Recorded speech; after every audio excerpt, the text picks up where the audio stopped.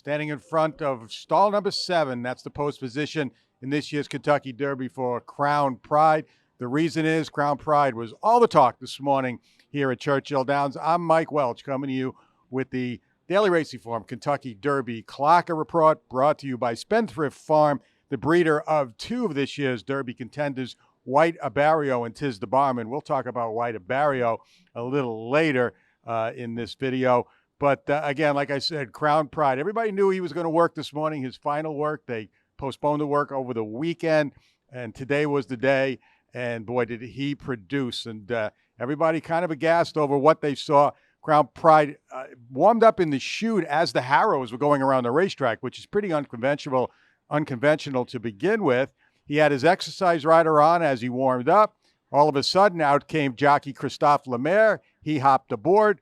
Out came Crown Pride for his work. He eased away 14 seconds from the 5/8 pole. The work officially started at the half, and it was terrific. He won 4 furlongs in 46-3. The final quarter in 22-1 on my watch and a bunch of other watches up in the press level this morning. Did it easily as can be. Was eased up purposely on the gallop out while also eased off the rail.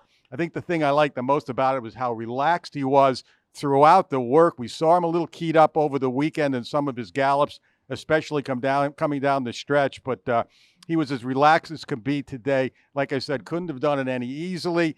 Some people might be concerned a little bit too much, too fast, just 3 days before the race. That remains to be seen, but you couldn't ask him to do any more or do it any better today. So that's Crown Pride, and I'm going to guess that his price, whatever it was going to be before this morning, after all the hype from today's work, it might go down a couple of points. We also had one other officially timed workout this morning, and that was Taiba, the undefeated California invader, coming into the Derby with only 2 starts. Pretty big disadvantage there. He had blinkers on this morning. Interesting, he does not run in blinkers, but they put the blinkers on for this work, and he cruised an easy 3/8 in 38-2. Now, the Connection did the same thing with him 3 days before the Santa Anita Derby. So not out of the ordinary to see Taiba work 3 days before the race as well. Most of the Derby horses were out today during the Derby Oaks session.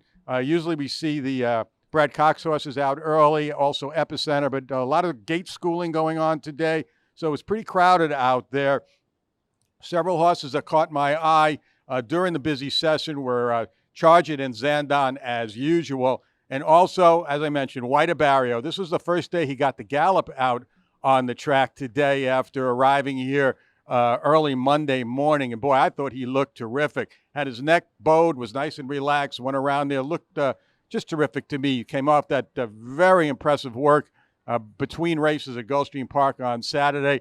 And I think his stock has started to rise some over the past several days, if it already wasn't at a high level for his victory in the Florida Derby. Some horses that maybe a little negative comment today. Smile Happy galloped fine, but he got very, very warm in the coat this morning. The temperature at about the time that he was out on the track was somewhere around 55 degrees. So we've seen that in him before. He seemed to have lost that kind of a situation over the past several days, but noticed it a little yesterday and again today. So a bit of a negative sign there for Smile Happy. Barber Road went out uncustomarily early this morning before the 7:30 session. He'd been usually going out like clockwork during the Oaks Derby training session, but he went out around 6:45. I just wasn't as pleased with his gallop today as I had been watching him earlier in the week, both before and after coming out of his most recent work. Zozos also looked good today. I thought he's been doing very well. Had a big work with Cyberknife last weekend. My main concern for Zozos, the fact, like Chargett, he's only had 3 lifetime starts. So coming into the race, a race like the Derby, the 20-horse field, relatively inexperienced. On the Oak side, I thought Vanity Valentine looked very good this morning. She's made a good impression here on a regular basis. Shahama went out earlier today than usual before the break. As I mentioned before, trainer Todd Pletcher has 6 horses to send out, 3 Derbies and 3 Oaks this year's 2 races, and looks like he's only got 5 riders, so one of the riders took Shahama out around 6:45, and I thought she looked good today. And Turn Her Loose, we've been talking about how strong she's been galloping, maybe a little bit over the top over the past several days. Well, she was way more relaxed today, and I take that as a very good sign. Unfortunately for Turn Her Loose, the post position draw wasn't kind to her. She'll start the Oaks from post position 14. So that's a synopsis of what occurred today. Really have only one more major day of preparations here before we get into Oaks and Derby.